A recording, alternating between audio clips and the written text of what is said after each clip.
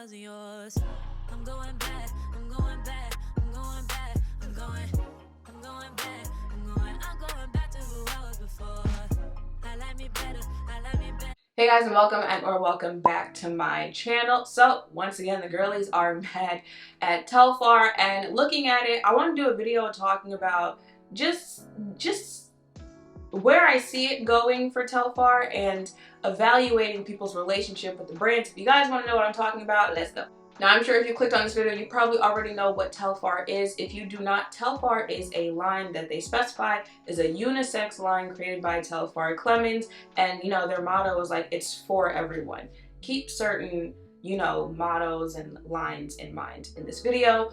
Now they've been around, you know, their bio says, you know, we've been here since 2005. They were winning awards like 2017, I want to say, but I think we can all say like they really popped off as a trendy, popular brand, especially online around the time of, you know, the pandemic and quarantine and everyone being in the house, everyone being online. Around the time that was also, you know, the riots for George Floyd and just police brutality in general. So a lot of people want to focus on Black-owned brands. It is a Black-owned business.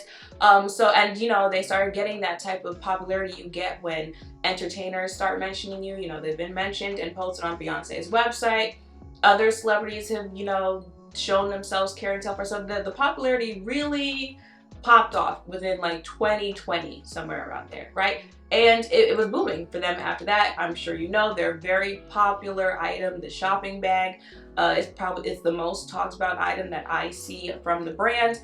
And when they started to take off, I noticed that people were doing that thing again that they be doing. Like, we talk about parasocial relationships with celebrities and with influencers, but we don't talk as much about parasocial relationships that people get with brands. If you guys remember that parasocial relationship the beauty community had with Anastasia Beverly Hills, people were quite literally getting tattoos of the brand's logo because Anastasia Beverly Hills put them on PR. You know, they were forming these cliques and calling themselves Norvina's whores because they, like, Anastasia Beverly Hills in their mind were creating this relationship with them where they were friends. Like, the girlies were really out here thinking they were about to go out to brunch with Norvina. And you know, I mean, Anastasia Beverly Hills, more so Norvina, does take the blame for some of that because she was in group chats with some of those people, like, knowing you do not consider these people your friends. You are not about to tell these people like your business type thing. But that's the point of like a parasocial relationship. It's usually very one-sided, and you are placing emotions and morals and whatnot onto a person who does not know you, a person who never told you that that's what they were about. And people did that with Telfar, you know, because like, if you ask me what it is, you know, they're a clothing company that they sell things. If I like it, I'll buy it and go about my business. But other people are treating Telfar like it's this brand that claimed that they were going to come here and they were going to be for the people and they were going to make sure that everyone feels included and everyone does this and everyone does that. And the reason I'm bringing this up is because they are now once again mad at Telfar because they have announced, if you don't know, with the shopping bag, it is a pretty hard bag to get because its popularity did shoot up like that.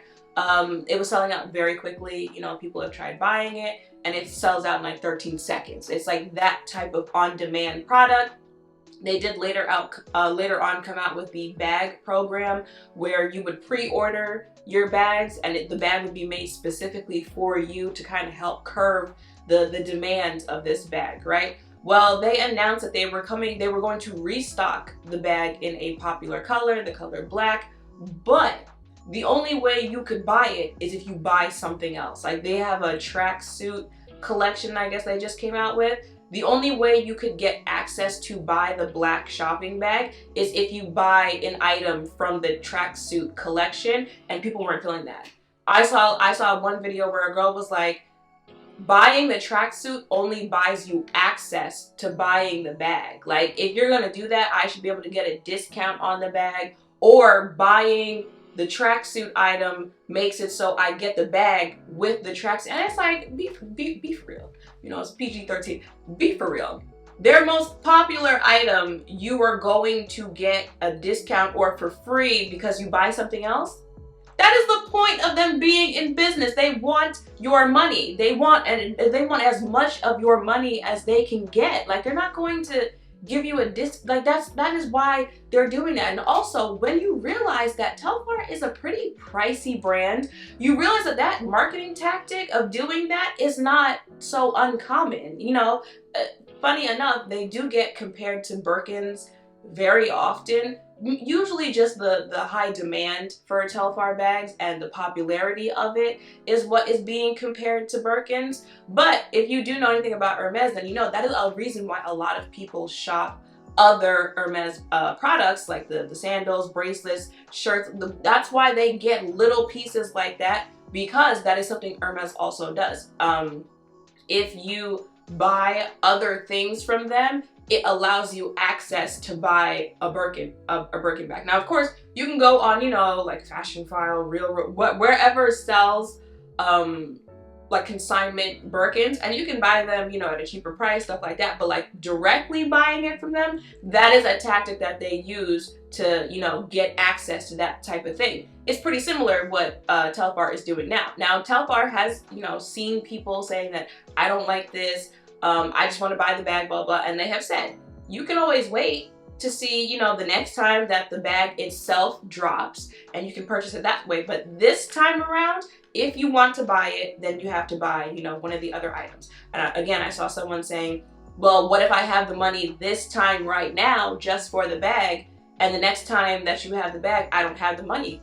It's unfortunate, yes, but it's business. That's why it's like you're not supposed to become this invested in these companies, because at the end of the day, they want your money, okay? They want you to, you know, look cute. They want to see their designs on people, and, you know, like, yeah, you know, that's my bag. My bag is the talk of the town right now, but at the end of the day, like, that's about it.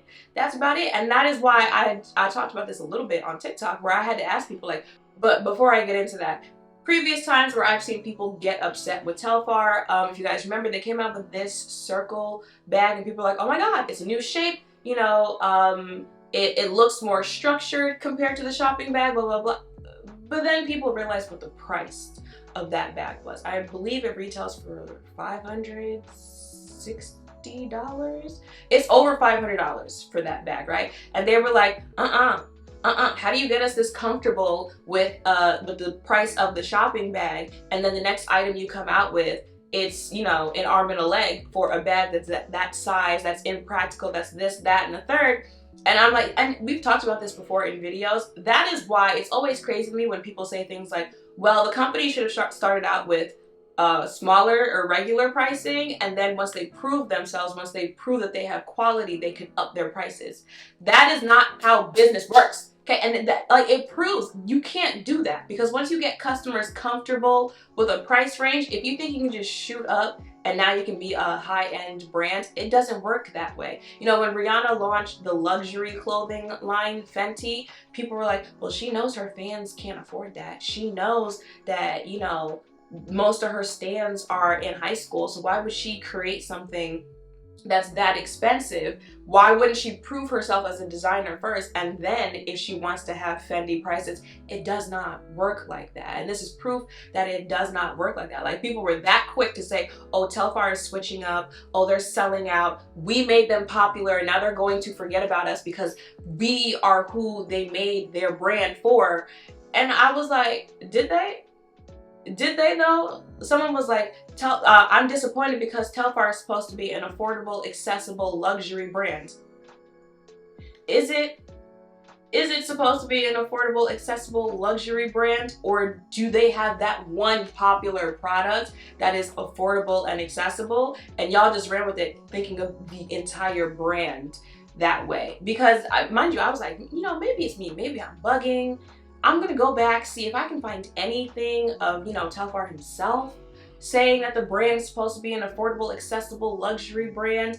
And because I can pull up quotes like that from like Christian Louboutin, where he says, you know, like, no, my shoes were not meant to be comfortable. Like, they're meant to be, you know, art on your feet. I don't really design with comfort in mind. Like, I can see him saying that. You know, the guy who owned Hollister, Abercrombie, Gilly Hicks, like, I can go and see where he said, no, you know, I want like surfer boys and pretty blondes wearing my stuff. as someone who worked for Gilly Hicks and has met that man in person, everything that you see about him online is true. Okay. So I was like, I want to see if I can go see like the brand telling you that we are an affordable and accessible luxury brand. Couldn't find none of that. None of that. And anytime that I've seen, you know, affordable and accessible being put on the brands in articles, it's people who are, it's like journalists and whatnot, who are describing the brand that way, and they're only talking about the shopping bag. They're only talking about that one popular tote bag, saying that because he created the bag program and because, you know, he's doing all these steps to make sure you have access to it, the brand is an affordable, accessible luxury brand. But if you actually look at the brand, if you actually look at it, how affordable and accessible is it? They sell $90 do-rags. When that girl had her store in California that had expensive do-rags, yeah, people wanted to support her because she was a black woman, but a lot of people said, I don't care, you know, if I'm supposed to be supporting a black-owned business or not. I'm not spending $90 on a do-rag. They sell do-rags for $90. They have belts for $95. I've seen pants on Telfar, or like a suit that was $700, $800. Shirts, and you know, like I'm talking like shirts that are actually have like thought put into them, not like basic tees and whatnot, starting at $200, $400. So how accessible is this brand really? And let's like really put this into perspective, okay? Think about if you have to go make a basic outfit, you know, like you're going on a night out and you need an outfit.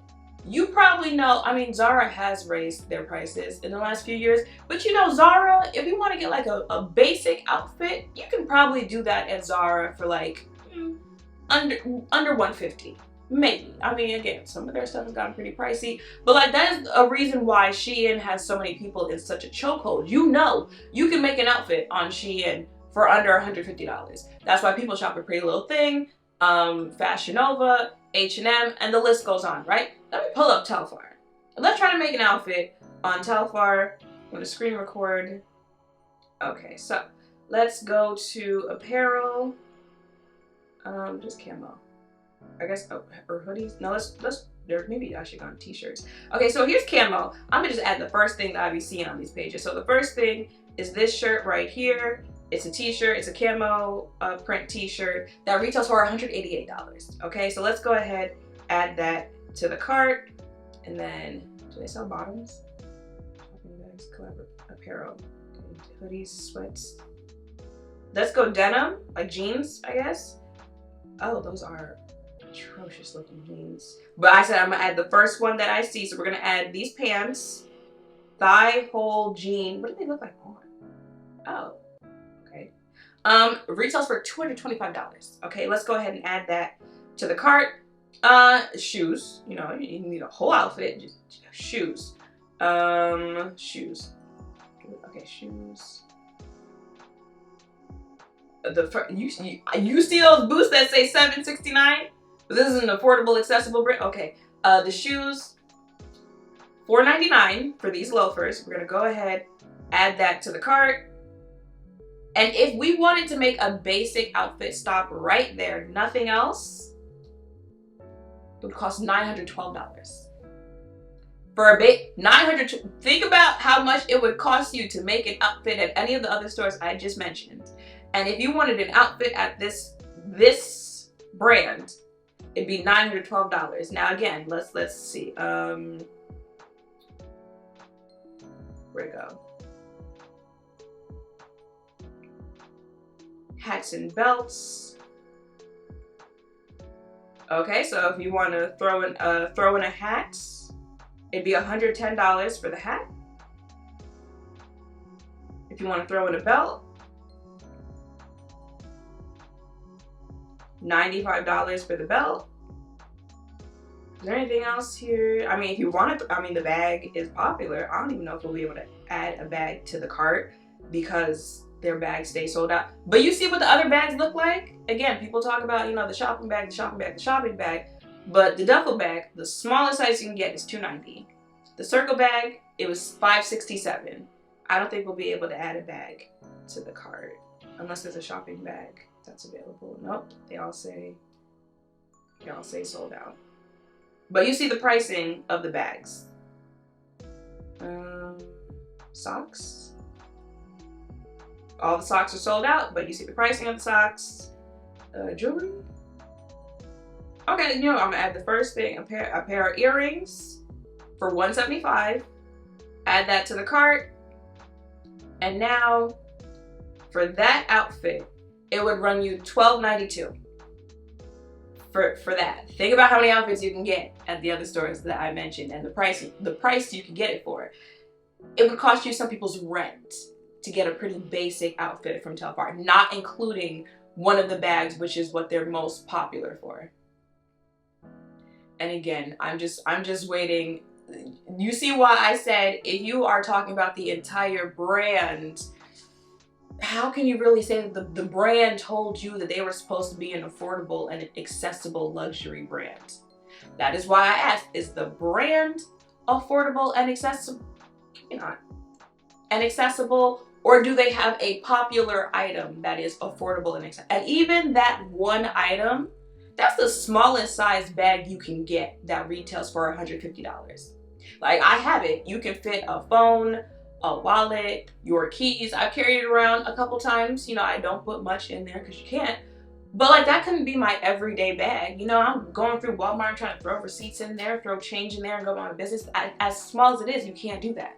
Like, realistically, you can't do that. You would have to spend more for the bags that are somewhat a bigger size.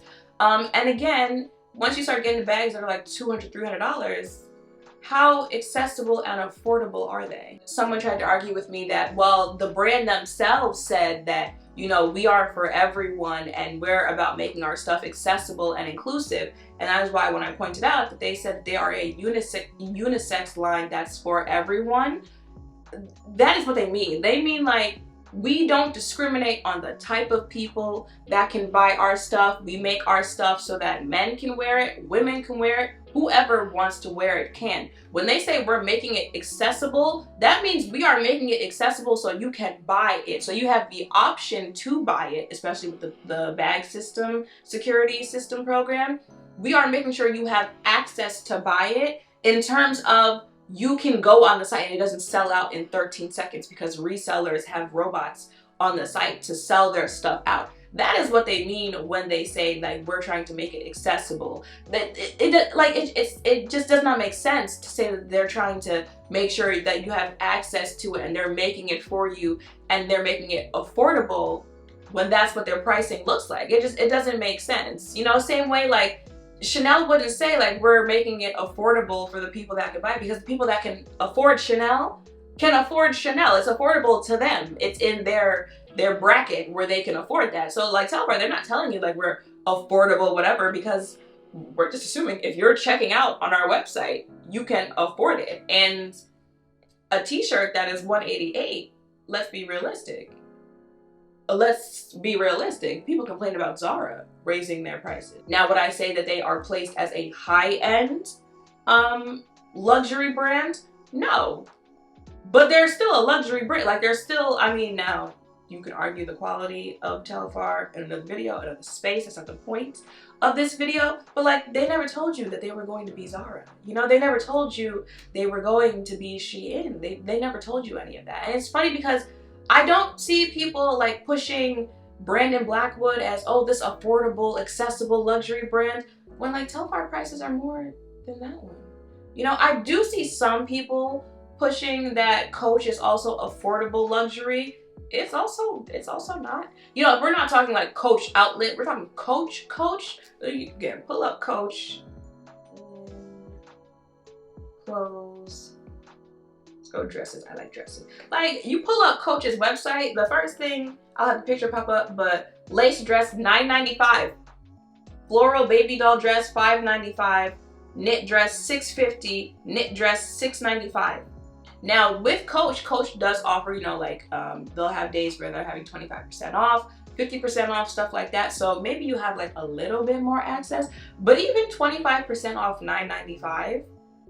These are luxury brands, and that is why it does not surprise me when they do something that is a luxury brand marketing tactic. I think people told themselves because of that one popular item, that it was an affordable, accessible luxury brand, but they're not actually paying attention to the brand. They're paying attention to that one product. Again, just like the outrage at the Circle bag being that price. No, the price falls in line with the rest of the brand and how the brand prices itself. You're looking at that one item and told yourself that the brand said they were going to be the brand that allows me to, you know, sit in with the cool kids and be this, because let's be honest. I told y'all, if we have these conversations, we got to be honest with ourselves.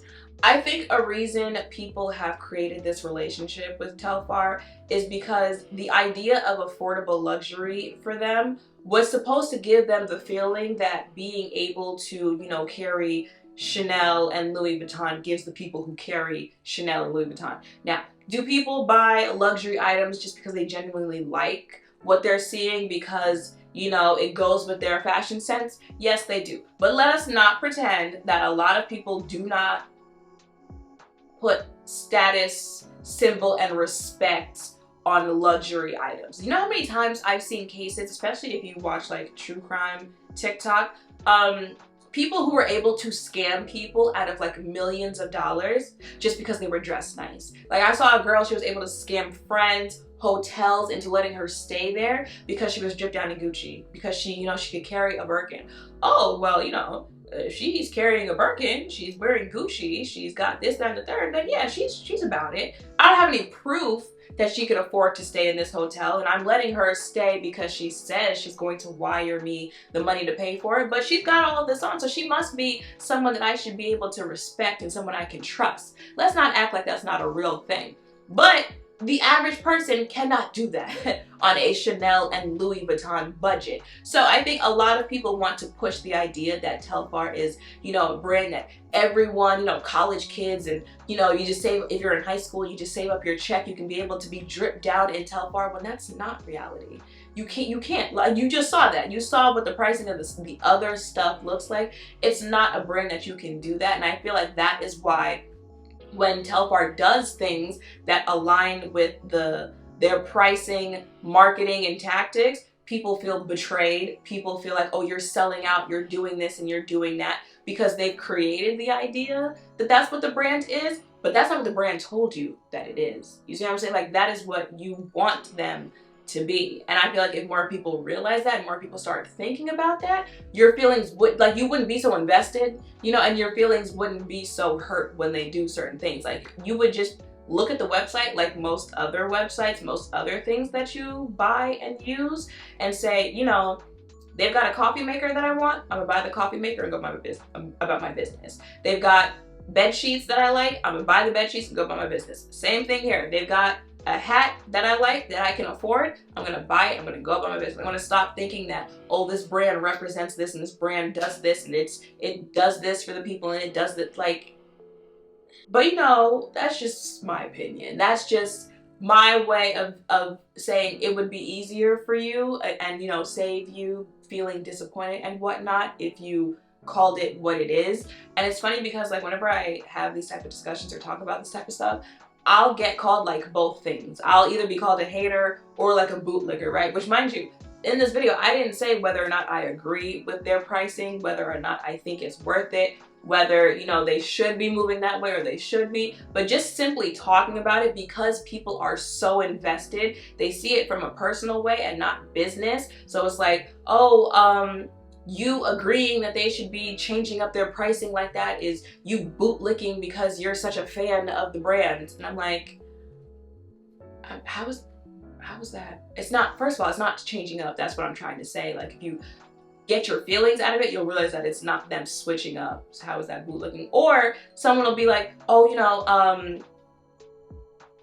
and funny enough, I just got a comment of someone saying, you're mistaken on who and what Telfar is for. The brand, the whole brand, is accessible luxury, but it's still luxury, so expect a price tag that's going to match. Do you not see the oxymoron there? Like, do you not see how, like, The whole reason that people are upset is because they have put into their minds that this brand is supposed to be a brand that is for the average person, that is for the everyday person, right? The accessible luxury means that we're not going to exclude the people who cannot afford normal luxury, right? But if an outfit from the company is costing you the amount of rent that you are paying, and we are in the middle of a housing crisis where people are like, there is no reason I should be paying $1,300 for 500 square feet, one bedroom apartment, then how is it accessible and affordable for the everyday person, for the average person? No, it is accessible to the people who can afford that price range. And the people who can afford that price range is not the everyday person. Like, I'm not sure what's not clicking here, but that is what I'm saying. As long as you continue to think that this is what the brand is supposed to be, and that is what the brand is supposed to do, and this is who it's for, you're going to continue to be upset when they do things that are actually for the target audience that they made the brand for. Like, they're going to continue doing things that you think is them selling out and them, you know, forgetting who the little guy is and who they made it for, because that's not who they made it for. Like, I don't know how many other ways to say it, but that is it. Y'all, for this video, I tried to get the point across. You know, let me know in the comments down below where you stand on that. You know, and this is a safe space, because also, again, because people have created that relationship, it's become one of those, like, if you speak on it and you don't speak on it in the way that people want you to, they attack you. You know, like the people who say, like, I don't like the bag just because I don't like how the bag is shaped, or, you know, the bag looks flimsy to me like this, like, they get attacked for saying that, when you literally do that with everything. You do that with every shirt that you see, every shirt, every pants, jeans that you see, shoes, a pillow, everything. You look at it and you say, I don't like it. I don't like it for this reason, that reason, and the other. But again, they've created this relationship where you feel like you need to defend a company that has their product selling out in 13 seconds for dear life, like a warrior. Like the way that y'all be defending Shein, like, none of it makes sense. None of it. Just buy your stuff and go about your business, and your feelings won't be hurt. So yeah, y'all, that is it for this video. Let me know your thoughts down below. Make sure to thumbs up, comment, subscribe, turn notification bells down below. Thank you all for watching. I will see you in the next one. Bye. Yeah, yeah,